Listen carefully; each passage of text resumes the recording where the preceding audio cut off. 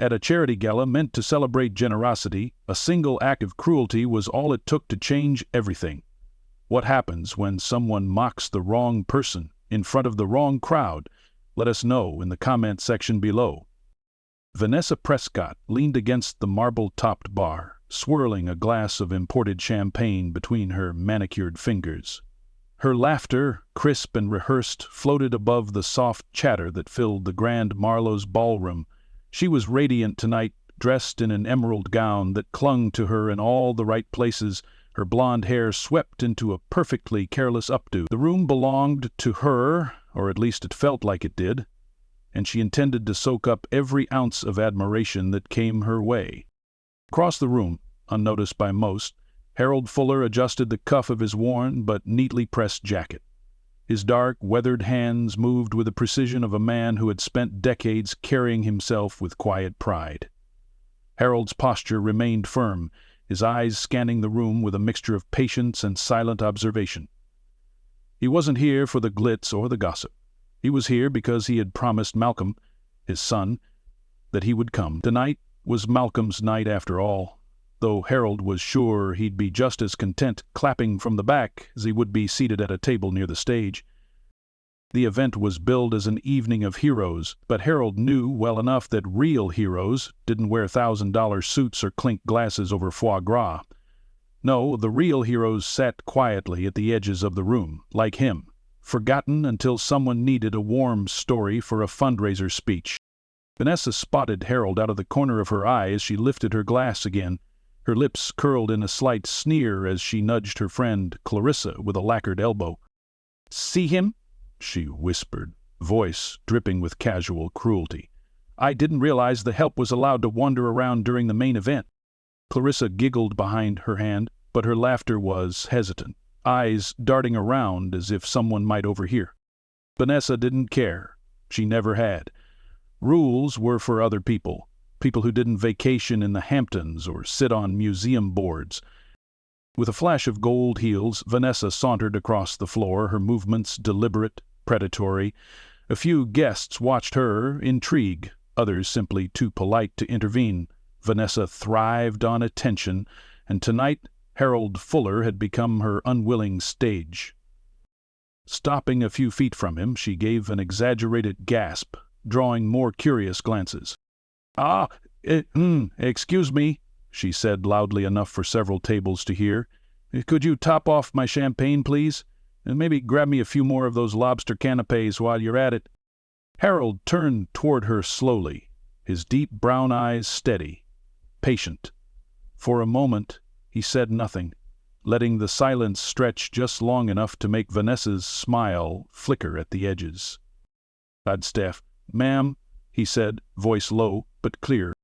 A few nearby guests shifted uncomfortably, but Vanessa only laughed again, tossing her head back dramatically. "Of course you're not," she said, in mock apology, as if the words themselves were a joke only she understood. "Silly me. I should have guessed. Clearly, you're an esteemed guest." The venom wrapped in velvet dripped from every word. Harold dipped his head slightly, a simple acknowledgement, then turned away, unwilling to stoke a fire that had already begun to smolder. But Vanessa wasn't finished. "Waiter," she called after him, voice sharp, cutting. "Really? Who invited you? You know these events are, well, curated." The insult landed harder than a slap, rippling out in uncomfortable waves that froze conversations nearby.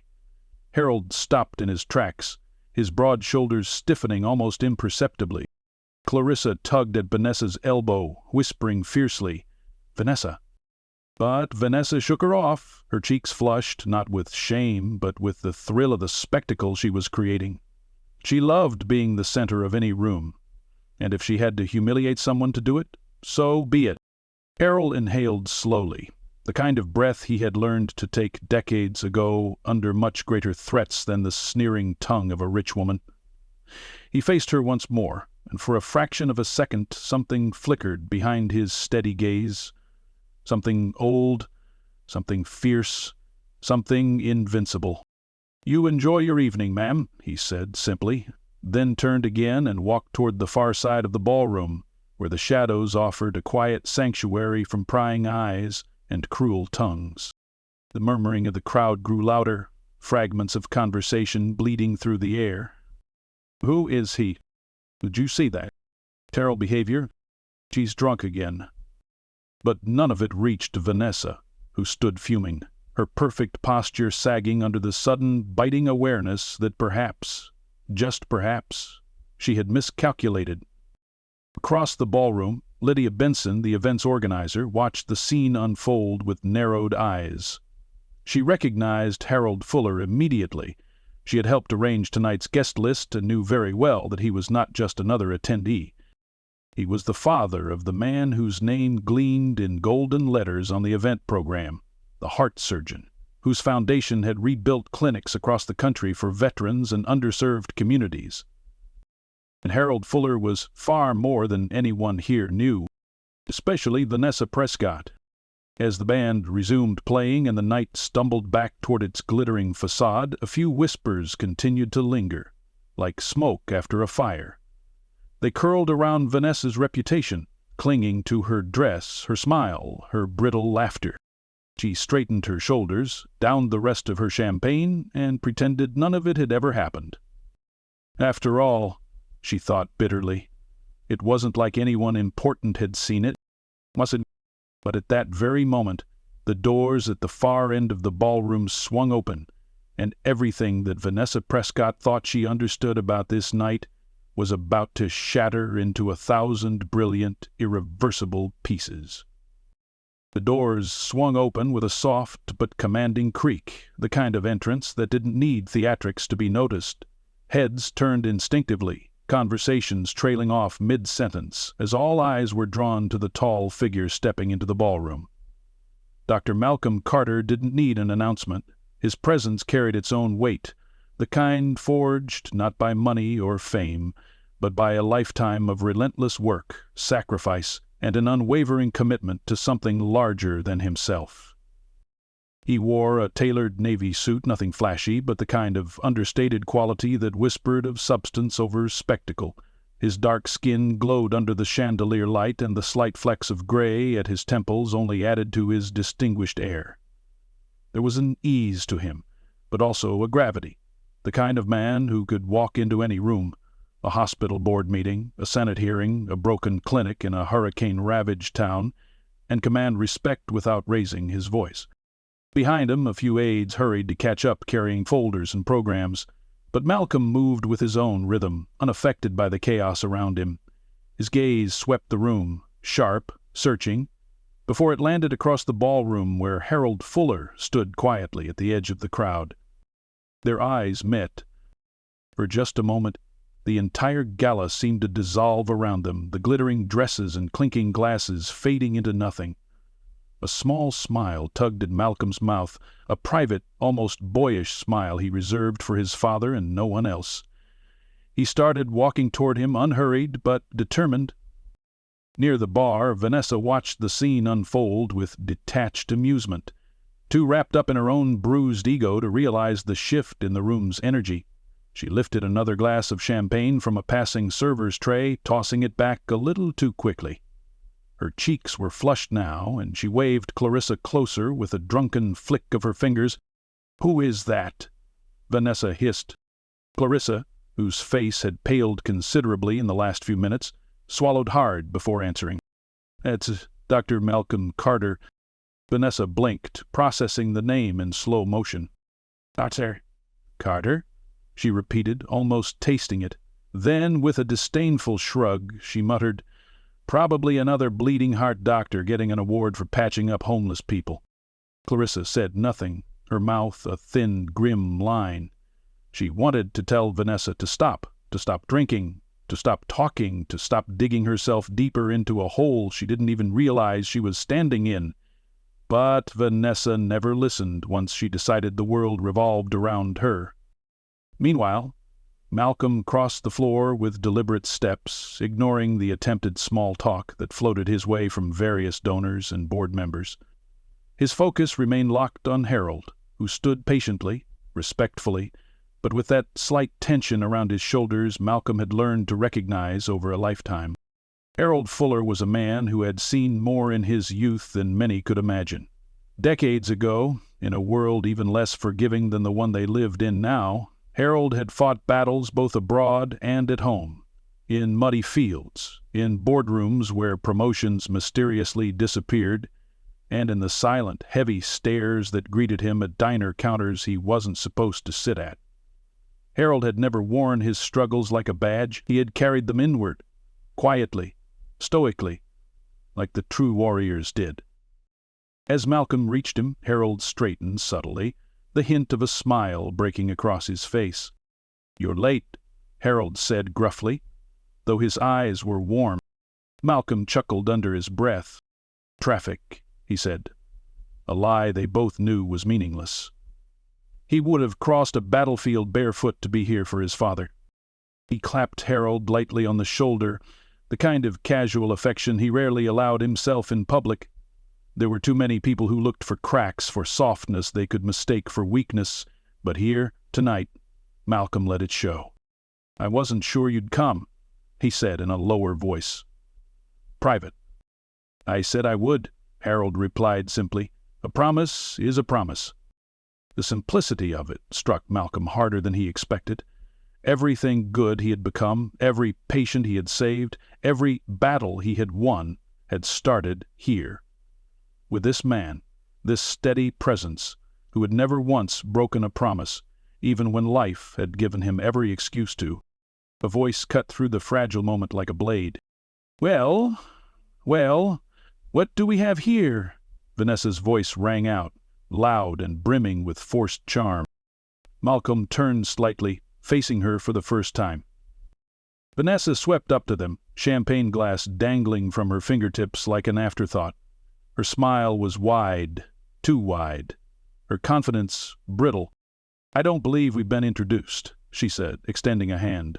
"Vanessa Prescott." Malcolm's handshake was firm but cool, a formality. "Dr. Malcolm Carter," he said. Vanessa's eyes gleamed with sudden calculation.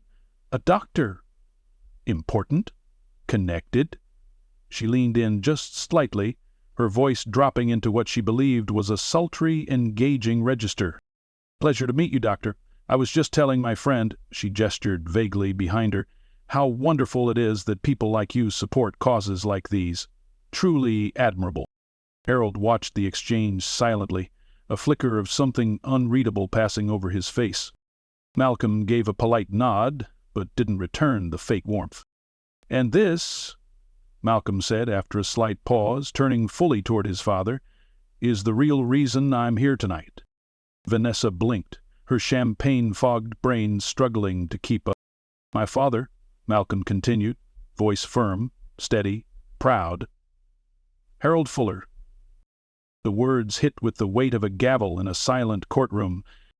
Several nearby guests who had witnessed Vanessa's earlier behavior shifted uncomfortably, some shooting quick glances at her, others at Harold, as if seeing him for the first time.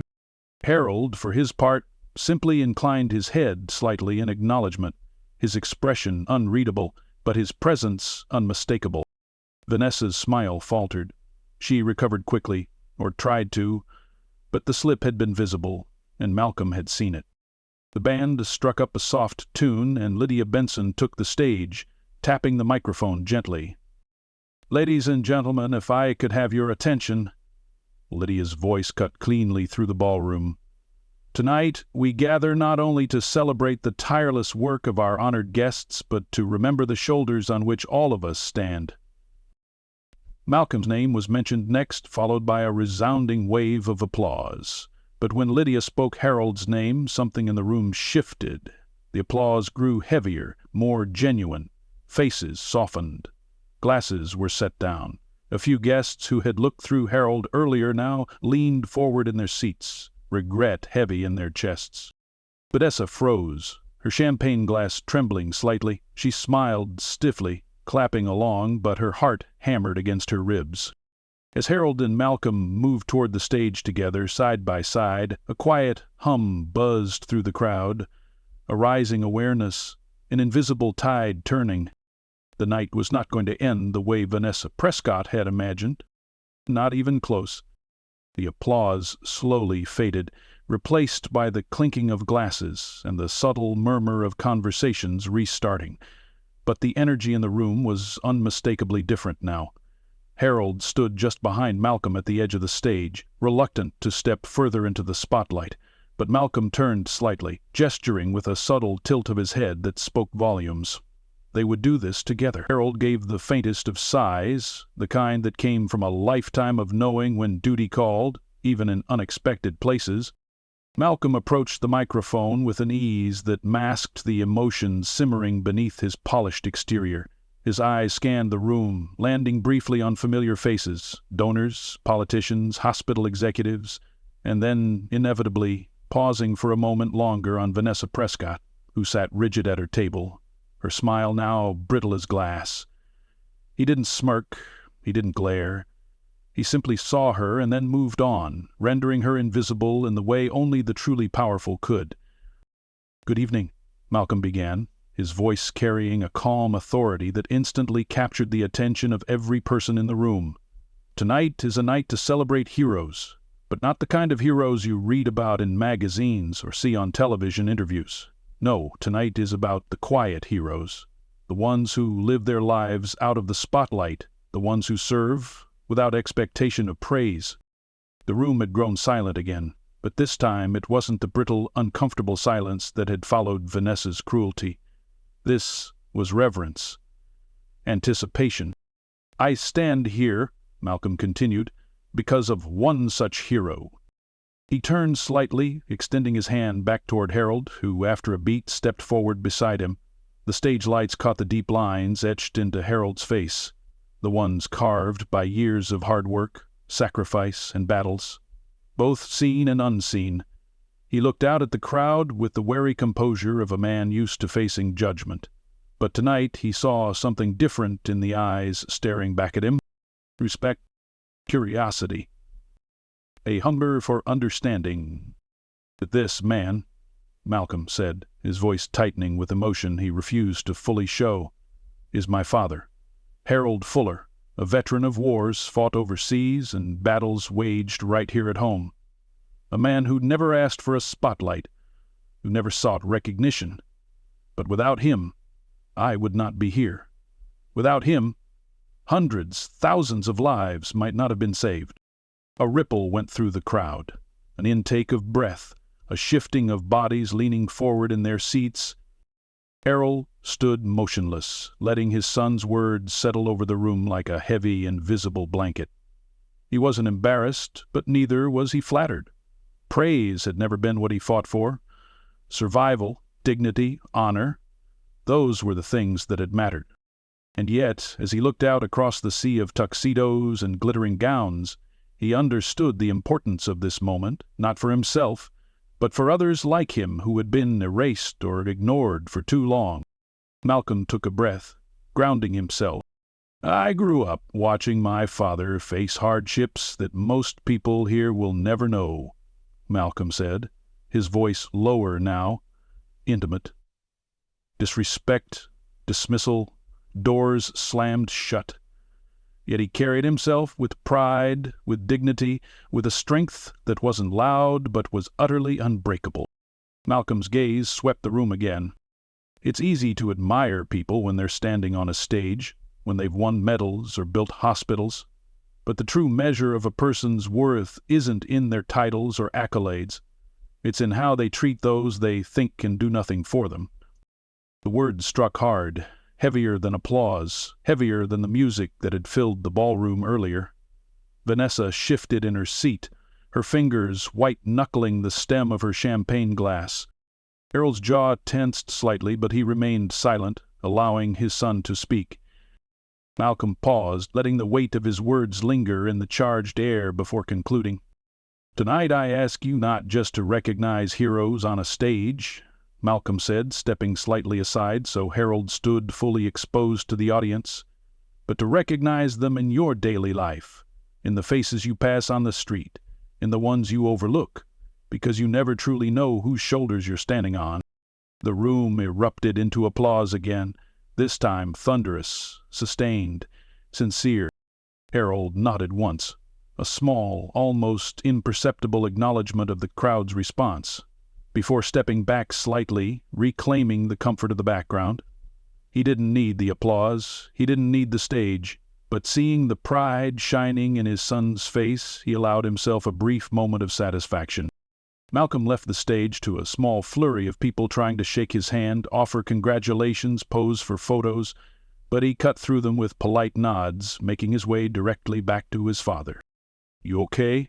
Malcolm asked, his voice low. Harold shrugged lightly. "You talk too much," he said with a twinkle in his eye. Malcolm laughed, the tension of the moment cracking open into something softer, realer.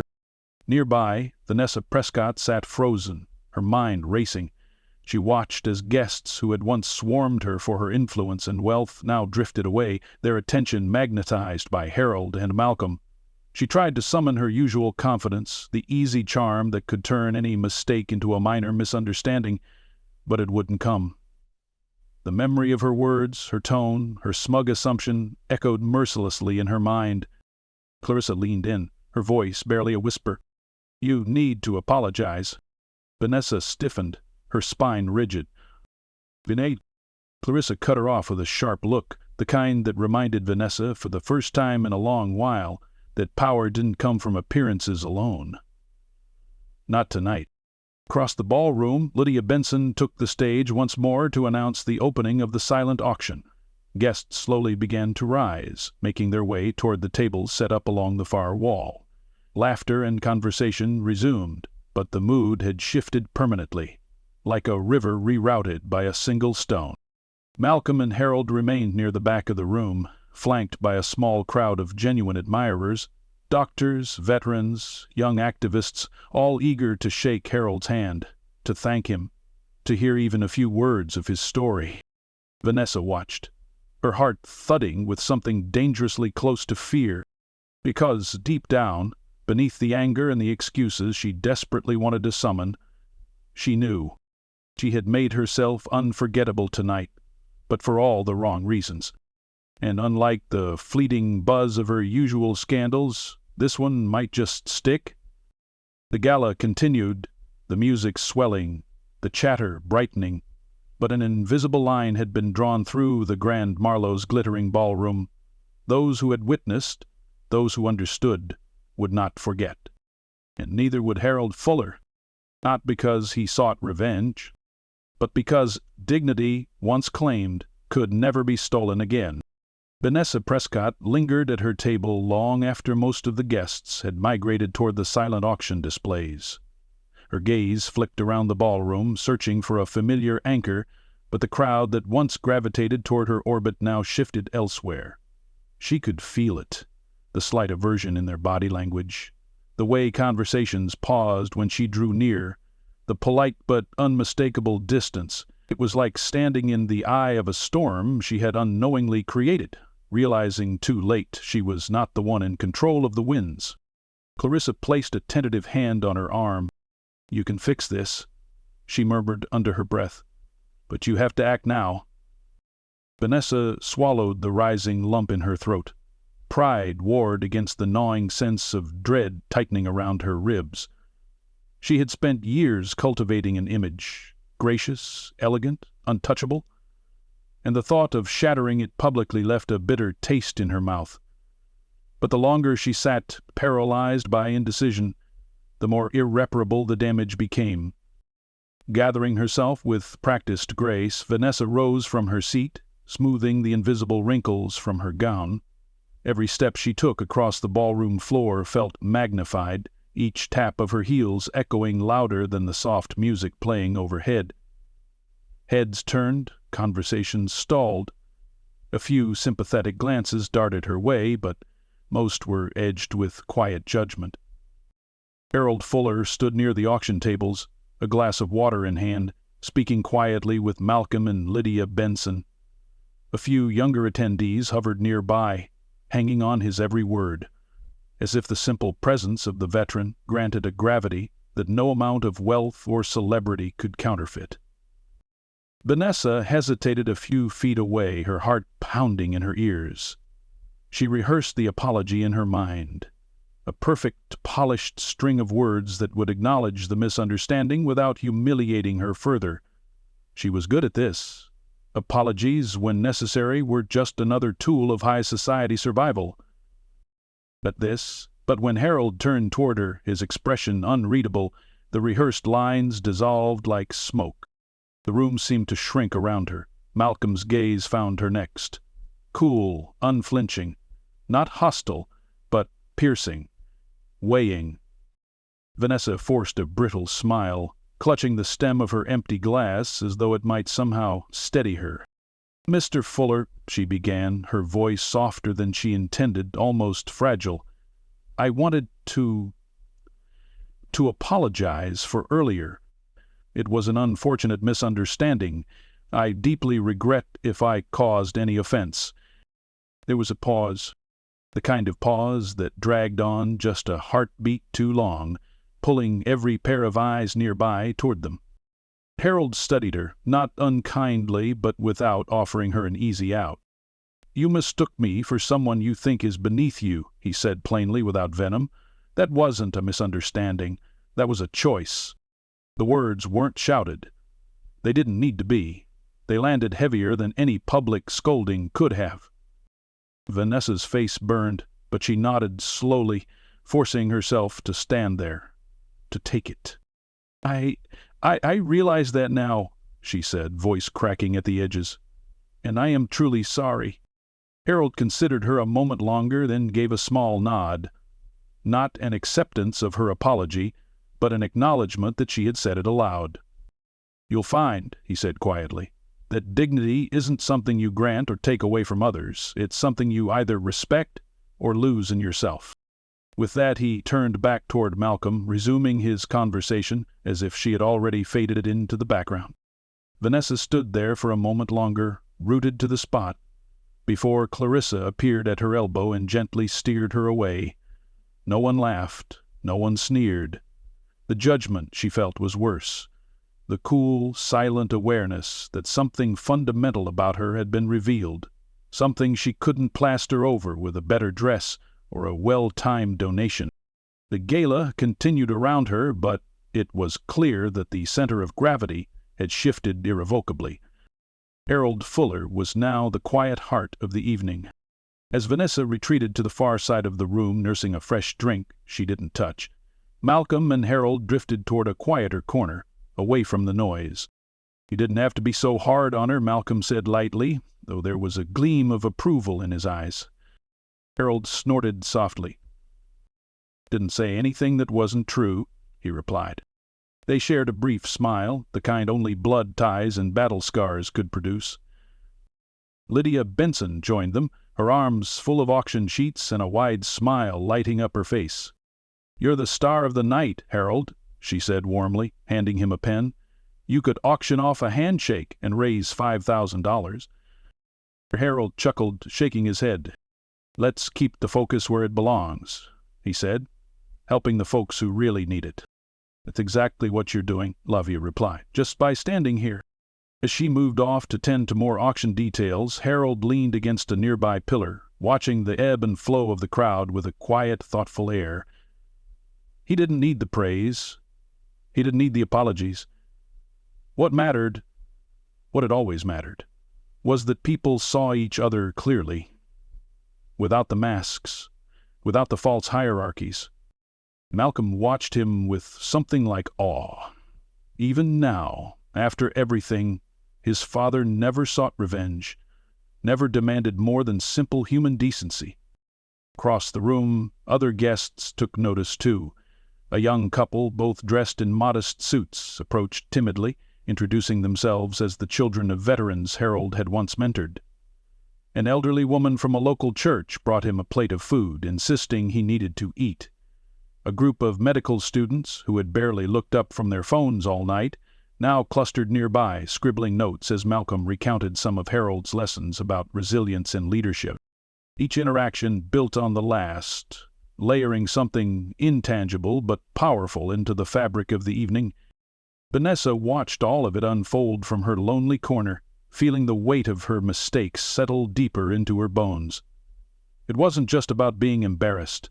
It was about being revealed. About seeing, maybe for the first time, how small and hollow her carefully curated life really was when compared to the quiet greatness standing before her. Clarissa squeezed her hand gently. "You can learn from this," she whispered. "Or you can pretend it never happened." For once, Vanessa didn't have a ready answer. His depression, she only knew that when she looked at Harold Fuller, surrounded by people who admired him not for his wealth or his status, but for his spirit, she saw something she had been missing her entire life. Something that money could never buy. Something real. The music shifted to a slower, softer tune as the evening wound toward its final speeches. Glasses refilled, silent auction bids closed. Guests gathered again near the stage, their faces brighter, more alive than they had been at the start of the night. Harold and Malcolm stood side by side once more, not seeking the center, but finding it nonetheless. And somewhere, deep inside Vanessa Prescott, something cracked open, painful, raw, but perhaps necessary. The night wasn't over yet, and neither, she realized, was her chance to become something better than she had been before. The final moments of the gala gathered like a slow, inevitable tide. Guests began drifting back toward their tables as Lydia Benson stepped up to the microphone once again. The low hum of conversations faded into a hush, the lights dimming slightly until only the stage was bathed in warm gold.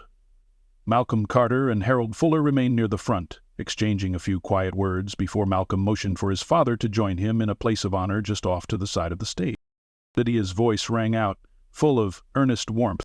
"Tonight has been a celebration of resilience, compassion, and unseen heroism. Before we close, we have one final tribute to someone who embodies all of those qualities, not through public accolades, but through a lifetime of quiet, unwavering service." The words were simple, but they reverberated across the room with unmistakable weight. Harold shifted slightly, clearly uncomfortable with the attention but unwilling to retreat. It wasn't pride that kept him there. It was the understanding that sometimes standing still and being seen was a service too.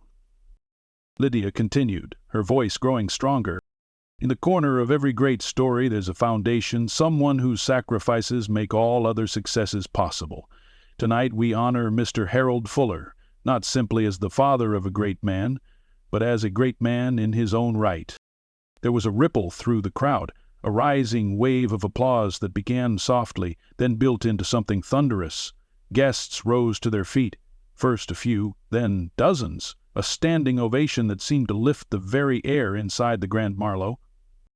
Harold remained rooted in place, his eyes glistening with a sheen of emotions too old and too deep to name. He dipped his head respectfully, but didn't seek the spotlight. His dignity was the kind that didn't need a microphone or a podium. At a nearby table, Vanessa Prescott slowly rose to her feet with the others, her heart hammering strangely in her chest. For once she wasn't clapping because it was expected. She wasn't clapping to be seen. She was clapping because she felt it. A raw, unfamiliar respect that clawed its way past the armor she had worn for so long. Clarissa watched her quietly, saying nothing. The applause stretched on, folding the entire room into a rare, genuine moment of unity. Strangers exchanged smiles, old friends squeezed each other's hands. Younger guests, too young to understand the full measure of Harold's sacrifices, still found themselves swept up in the gravity of it all. When the ovation finally softened, Lydia smiled and spoke once more. "We asked Harold if he would say a few words tonight. He declined." A soft chuckle rumbled through the crowd. "But his presence here says everything we need to hear. So instead we'll leave you with this reminder. Greatness isn't measured by the heights we reach, but by the foundations we build for others to stand upon." Another warm wave of applause followed as the band gently picked up a soft melody. People began to mingle again, but the spell of the evening lingered in the air, delicate and powerful. Malcolm stepped closer to his father, clapping him on the back with a smile. "You're a hard act to follow," he said. Harold huffed a soft laugh. "It wasn't trying to be an act," he said. Malcolm smiled wider. "Exactly." They moved through the crowd together, shaking hands, exchanging a few words with guests who approached respectfully. Not with the hollow fawning that so often followed wealth, but with genuine admiration.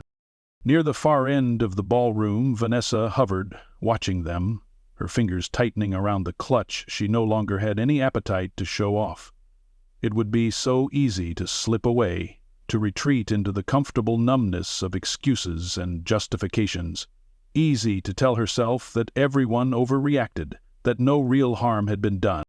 But she knew, deep in the marrow of her bones, that leaving now would be yet another failure. Clarissa nudged her gently. "Go," she whispered. For once, Vanessa listened. She threaded through the crowd, her heart pounding faster with every step. When she finally reached them, Harold and Malcolm paused, turning toward her. Conversations around them quieted instinctively, as if the room itself was holding its breath. Vanessa looked Harold squarely in the eye. No rehearsed smile, no practiced charm. "Mr. Fuller," she began, her voice steadier than she felt, "I owe you more than an apology." The ballroom seemed to shrink around them, their small circle illuminated by the lingering glow of the chandeliers. "I judged you," Vanessa said, each word deliberate, "based on nothing but my own ignorance and arrogance. And worse, I did it publicly. I'm sorry, not just for embarrassing myself, but for failing to show you the respect you deserve. Respect you earned long before I was even born." She stopped, waiting, the air thick between them.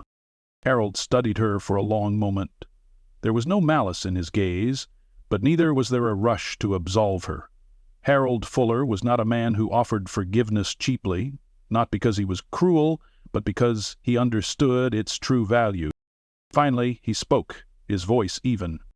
"Most people don't even realize they've made a mistake," he said. "Takes something to stand up and admit it." Vanessa nodded, emotion knotting at the back of her throat. "I want to do better," she said quietly.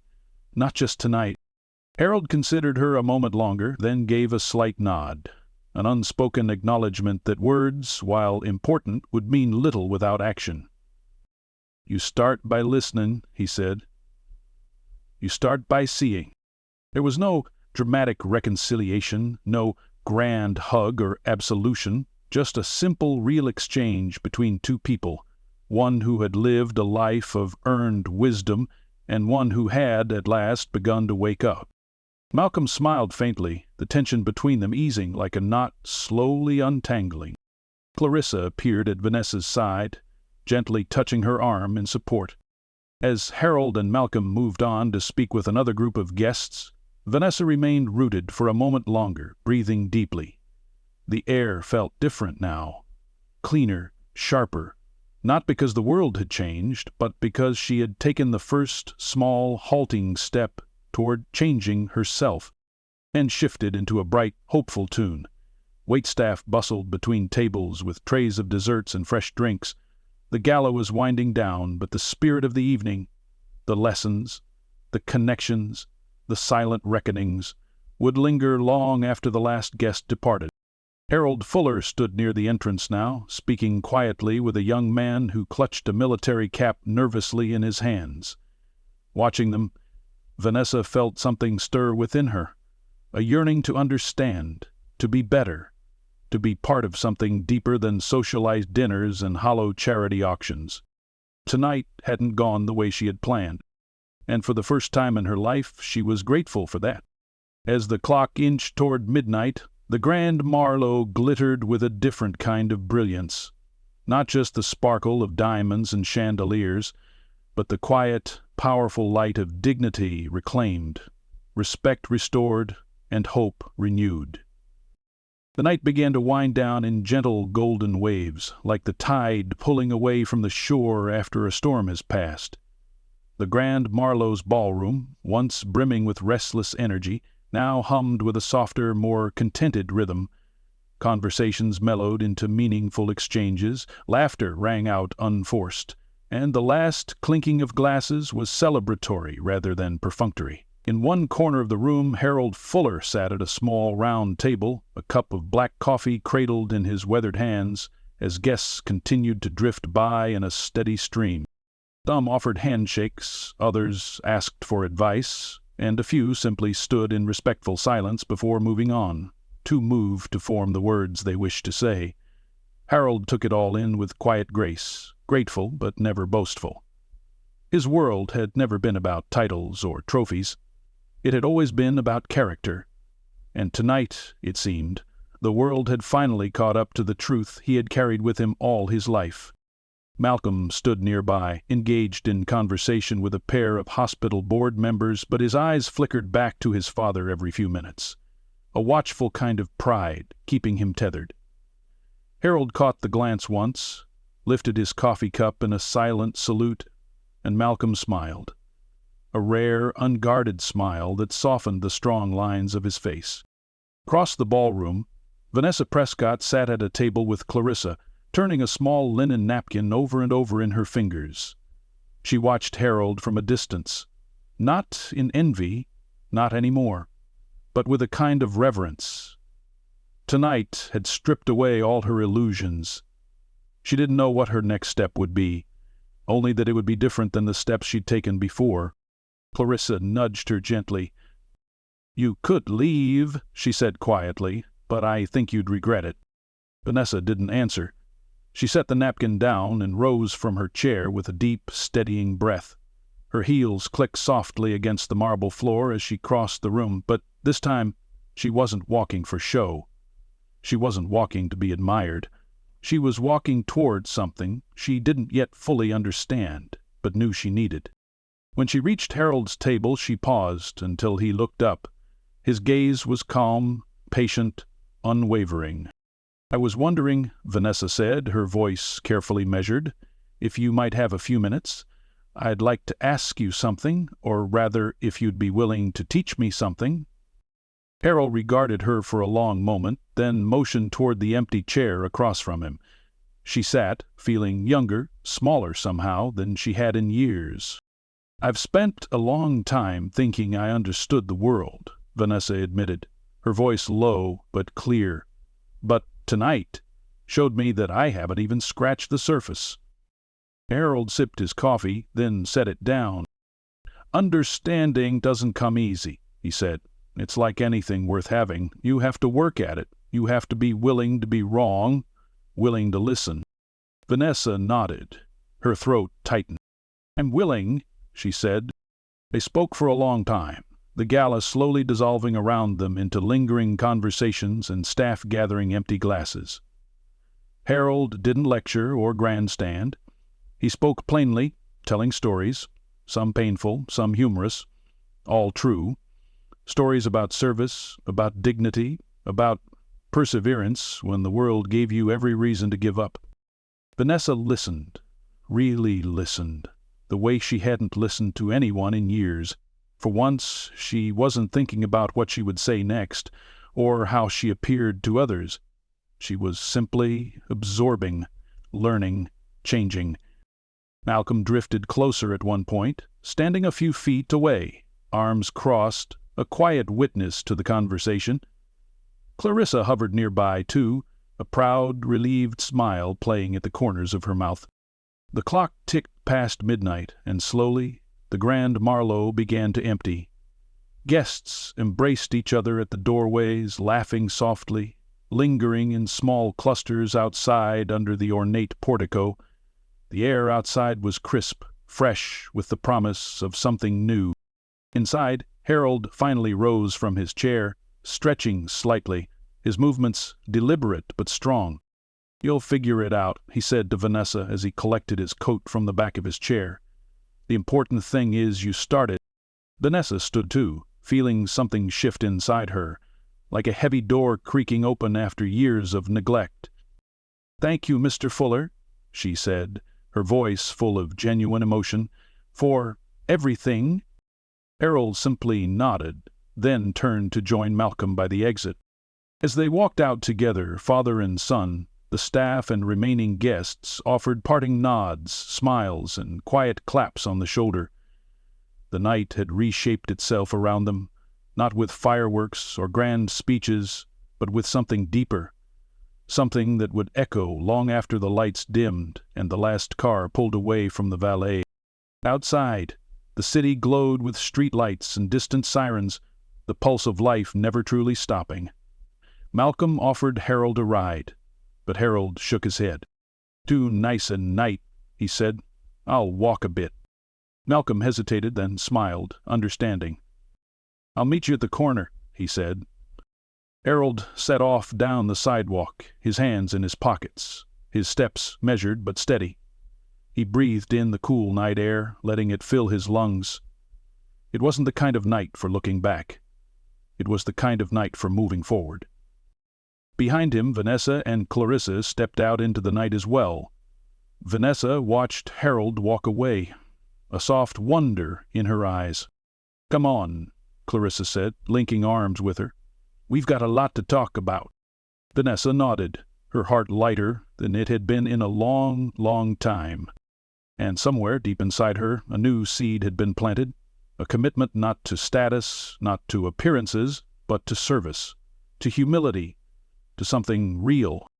Harold Fuller disappeared down the sidewalk, just another figure against the glittering cityscape, and yet somehow larger than life. He wasn't the loudest voice. He wasn't the richest man. But he was the kind of person the world needed most, and tonight the world had finally taken notice. The night closed gently around them all, not with a bang, but with the quiet, enduring certainty that goodness, once seen, cannot be unseen. It lives on in the lives it touches, in the lessons it teaches, in the legacies it leaves behind, and in the hearts forever changed because of it.